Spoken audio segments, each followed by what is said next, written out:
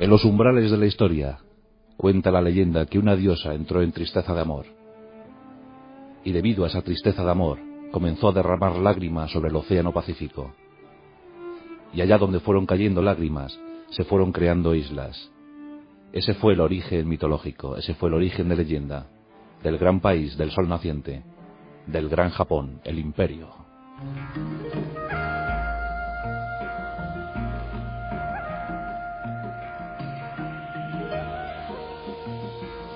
Esta noche en nuestros pasajes de la historia rendimos homenaje a aquellos caballeros, a aquellos samurái, aquellos que sirvieron como inspiración para que algunos llevaran sus estupendos uniformes, sus grandes armaduras, hasta el cine incluso, porque todos hemos visto la Guerra de las Galaxias, ¿verdad? Y todos hemos visto a los caballeros Jedi. Bueno, pues esa es una clara inspiración basada en los samurái. Esta noche los samurái y su código, el Bushido.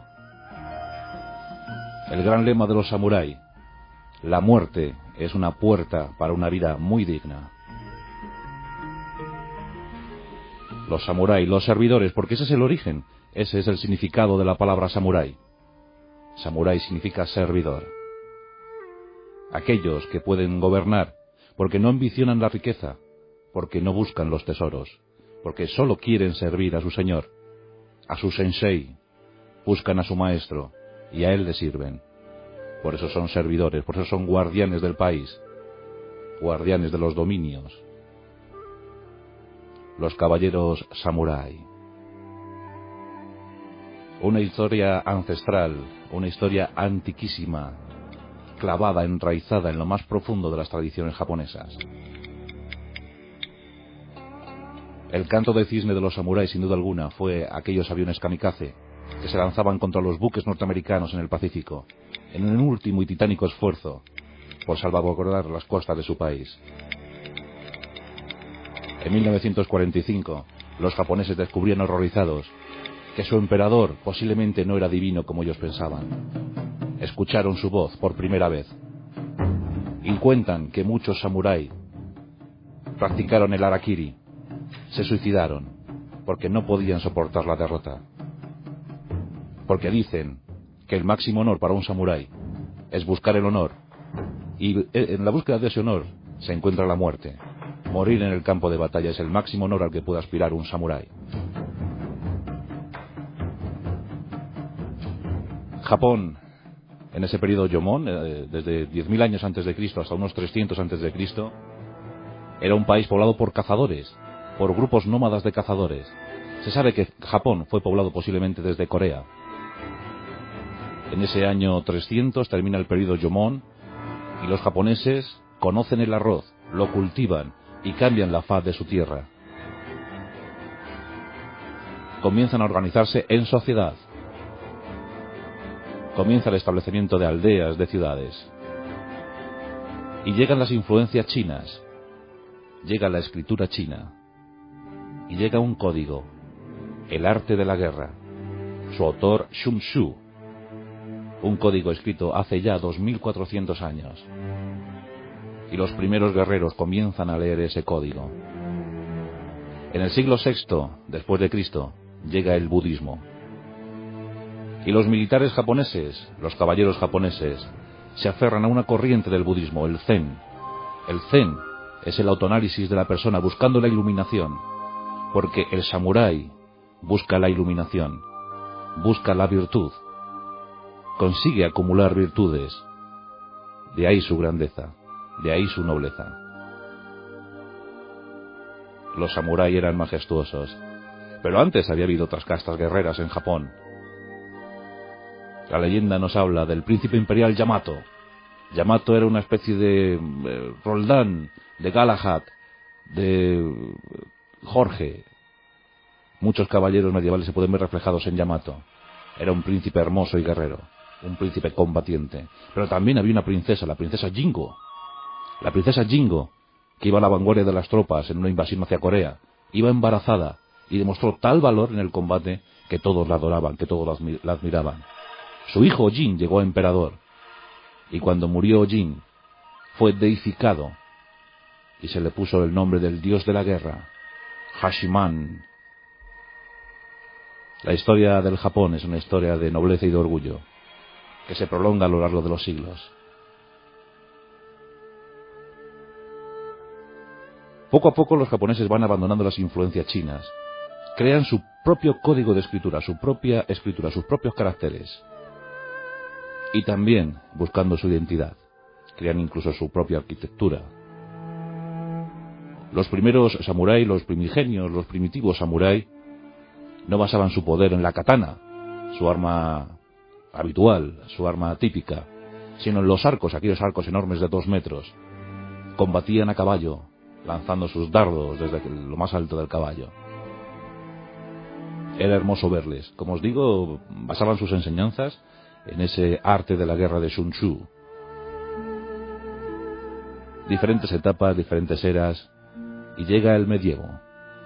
Es el tiempo del feudalismo, es el tiempo de los daimos, de los nobles terratenientes, que poco a poco se van enzarzando en guerras civiles. Son muchos los clanes que afloran en los territorios japoneses, los clanes que buscan llegar al poder. Es el tiempo del shogun, del jefe militar, del general. Al emperador se le veneraba, pero al shogun se le temía. El tiempo de las guerras civiles, un tiempo cruel y devastador para el Japón, donde los hermanos mataban a los hermanos, donde los clanes empezaban a iniciarse en los rituales de las artes marciales. Es el tiempo de las guerras Genpei, entre 1180 y 1185. Diferentes clanes quedan sumidos, enzarzados en cruentas luchas. Aquí tenemos uno de los clanes más poderosos. Primero habían sido los Fujiwara. Los Fujiwara habían conseguido llegar al poder imperial gracias a enlaces matrimoniales. Pero había 2 clanes muy poderosos. Había 2 clanes que contaban con increíbles ejércitos, con tropas entusiastas e idealistas. Estaban los Taria, que se enfrentaban a los Minamoto. Y los 2 clanes lucharon hasta que vencieron los últimos, los Minamoto. Los Taria eran finos, educados, siempre dispuestos al combate, pero siempre con educación, siempre valorando y ensalzando las virtudes del guerrero. Los Minamoto eran más rústicos, pero al final se hicieron con la victoria en las guerras Genpei. Y en 1185 podemos dar el arranque oficial a la gran era de los samurái. Como os digo, los samurái eran guerreros, sí, pero también eran virtuosos. También eran poetas, escritores, pensadores. Era una casta en sí. La sociedad japonesa se dividía en 4 castas. Había 4 clases sociales. Los samurái por encima de todos ellos. Pero también estaban los súbditos. También estaban los artesanos y los comerciantes. Curiosamente, estos en el último lugar. A los samurái no les estaba permitido el comercio. Se decía que era indigno. Los samurái llegaron a ser muy, muy numerosos. Fijaos que en el declive, ya estamos hablando del siglo XIX, 1868, el 7% de la población japonesa era samurái. Eso nos habla de más de 2 millones de personas. Fue la grandeza de una casta, la grandeza casi de una raza. En 1185, después de haber vencido en las guerras Genpei, los Minamoto inician la era Kamakura. Allí establecen la capital civil y militar. Los samuráis sirven al señor, al daimo, o al daimyo, a los nobles terratenientes locales, y lo basan todo en el honor y en el poder de sus armas. Siempre a caballo. Eran estupendos jinetes, caballos pequeños, resistentes, con sus inmensas armaduras. Las Oyoroi eran armaduras negras, lacadas en negro. Eran un enjambre de placas metálicas, de placas de acero, que se enlazaban gracias a cordones muy vistosos, muy llamativos. Su casco era increíble, muy bello, el kabuto. Eran armaduras pesadísimas. Ahí estaba el poder de sus lanzas, sus yari. Eran lanzas de acometida.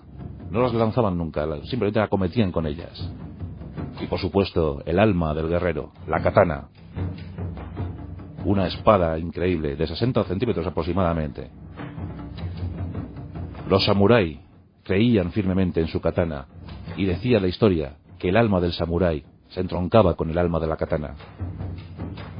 Los samuráis respetaban muchísimo a los herreros que creaban esas katanas. Había un ritual secreto. Los samuráis debían coger la katana que fuera para ellos. Los herreros podían pasar hasta 3 meses para fabricar, para crear una katana. Dicen que le daban la vuelta al hierro una y otra vez, que la creaban a martillo, que podían moldearla hasta 20 veces, hasta que el aspecto de la katana fuera fuerte, pero a la vez frágil. Era un aspecto delicado, pero sumamente férreo. Cuando el samurái empuñaba la katana, herramienta y hombre eran una sola cosa. Los herreros, antes de fabricar, antes de construir una katana, elevaban cánticos a los dioses y pedían que aquella katana fuera fuerte, muy fuerte.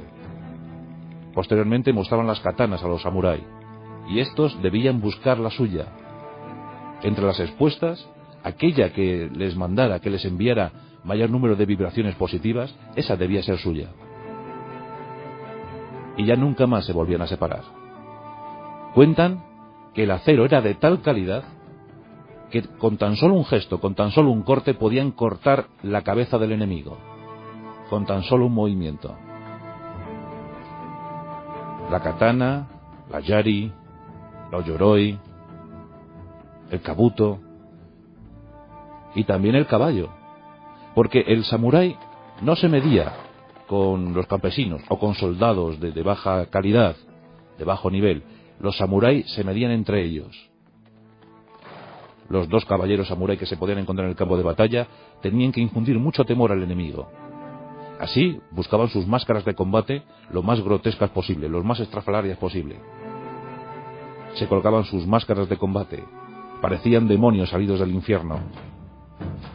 Igual que el caballero samurái vestía, así también lo hacía su caballo. Os podéis imaginar la estampa en el campo.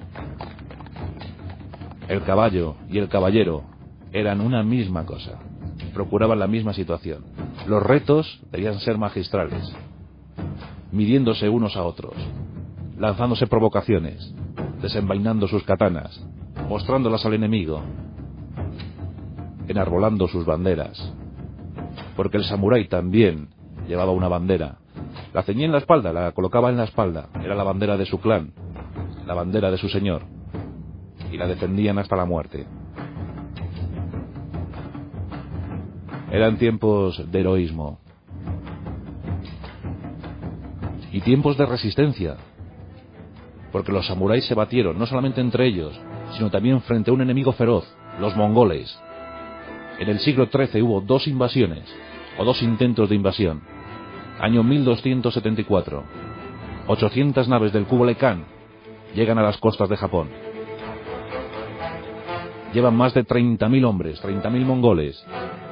Los samuráis de la costa quedan atónitos ante lo que están viendo. Hasta entonces los combates eran casi individuales, casi rituales. Pero ahora ante ellos una formidable masa de mongoles les abatía, les dominaba, les vencía.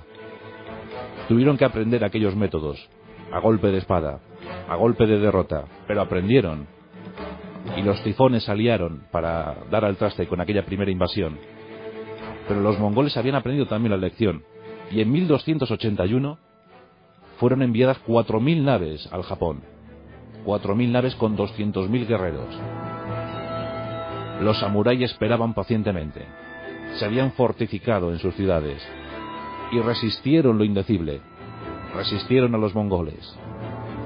Al fin, el emperador elevó una oración y le pidió a sus dioses que les ayudara de alguna manera. Esa misma tarde, los cielos de Japón se nublaron y un viento divino vino para desbaratar la invasión mongola. 2/3 de la flota mongola fue hundida. 2/3 de los soldados cayeron. Fue el kamikaze, fue el viento divino. Desde entonces cuenta la historia que los japoneses se sintieron invencibles, porque pensaron que el cielo estaba de su lado. Era el momento de máximo esplendor para los samuráis. Lo basaban todo, como os he dicho, en el honor. Pensaban que el honor era lo primero, incluso por encima del amor, porque las bodas que hacían los samuráis eran bodas protocolarias. Simplemente buscaban esas bodas, esos enlaces matrimoniales, para tener mayor poder. Se les permitía tener concubinas. Y también cuenta la leyenda negra que aquí nacen las geishas, y a las geishas se les vendaban los pies. Decían que por motivos de belleza, porque los pies pequeños eran más bellos, aunque cuenta que la auténtica realidad era que les vendaban los pies para limitar los movimientos de la mujer, para evitar el espionaje entre clanes. Y apareció el ritual del té. Todo un arte de estrategia, todo un arte de movimientos. Y los samuráis, cuando no combatían, creaban jardines acuáticos, y en ellos meditaban, en ellos elaboraban poesías. Auténticos caballeros, pero también crueles, porque tenían licencia para matar. Si un samurái consideraba oportuno matar a alguien, a un campesino, nadie se lo iba a recriminar. Lo había matado por algo. Nadie se lo demandaría. Se les temía muchísimo. Se consideraban intocables. Los Minamoto gobernaron, sus shogun gobernaron hasta 1333. Y en 1336 llegó otra nueva dinastía, los Ashikaga. Ellos establecieron la capital, en Kioto. Allí también tuvieron momentos de máxima tensión, siempre dominados por las guerras civiles. Pero cuando llegó el final del siglo XVI, la llegada de los portugueses, cambió un poco el rumbo de los acontecimientos.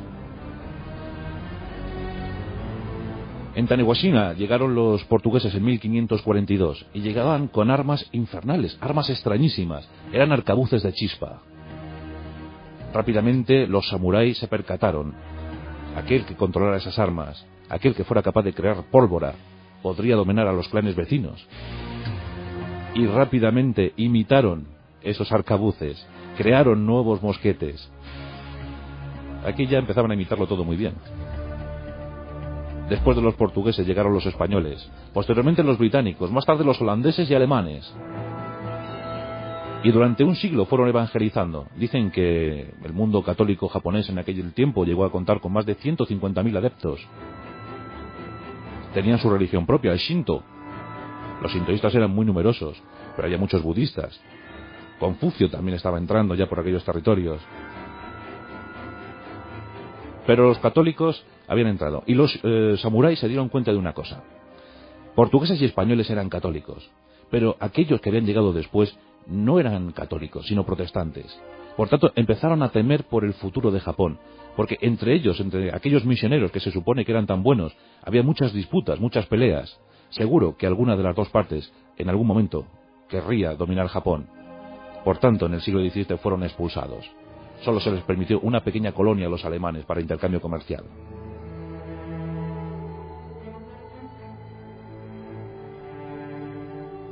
Estamos a punto de llegar a uno de los grandes momentos para la historia de Japón. Y ese momento nos lo da la batalla de Sekigahara. Estamos en el otoño del año 1600. Aquí tenemos a uno de los grandes señores de la guerra, Tokugawa Ieyasu. Tokugawa va a crear una dinastía de shogunes, una dinastía que va a poner punto y final a las guerras civiles. Una batalla inmensa donde se ponen a prueba los mosquetes japoneses. Tokugawa se enfrenta con sus 80.000 hombres a un ejército de daimios del oeste de más de 130.000. Después de una batalla larguísima, 30.000 muertos sobre el campo de batalla. Pero Tokugawa es el gran vencedor. En 1603 es nombrado por el emperador Shogun. Shogun era el gran jefe militar del Japón. Puede derribar al emperador, pero todo lo contrario, le venera, le honra, le permite seguir viviendo en Kioto. Y él se establece en Edo, en la actual Tokio. Y ahí comienzan 250 años de paz y de tranquilidad. Un auténtico renacimiento para el Japón. Las artes llegan a su momento cumbre. El teatro. Todo florece. Pero los samurái empiezan a languidecer. Comienzan a ser temidos, no hay guerra.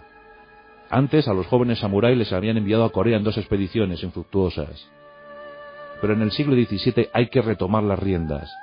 Son demasiados y muy armados. ¿Qué podemos hacer con ellos? Tokugawa considera que no hay que desmerecer a los samuráis, que han ayudado muchísimo al Japón en determinados momentos. Por tanto, ordena recoger todas las costumbres de los samuráis. Y se compilan en un código de honor, el Bushido. El Bushido enumera las virtudes del samurái. Ensalza esas virtudes. El honor, la gloria, la veracidad, porque la palabra de samurái era sagrada. Todo lo que eleva al ser humano lo intentan reunir, lo intentan buscar los samuráis.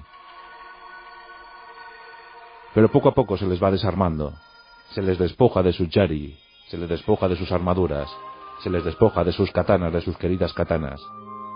Ellos, para no olvidar su tradición militar, confeccionan otras katana, pero en esta ocasión de madera, y las buscan en el roble blanco, que era una madera muy dura.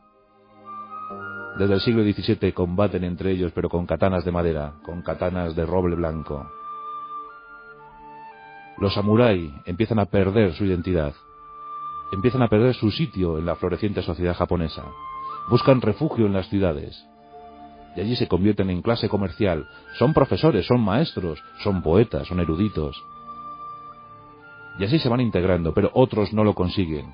Otros no saben qué ha pasado, y acaban alcoholizados, acaban entre lo más bajo de las ciudades. Cuentan que era el 7% de la población, pero en las ciudades llegó a alcanzar el 70%. También le procuraron esplendor a esas ciudades.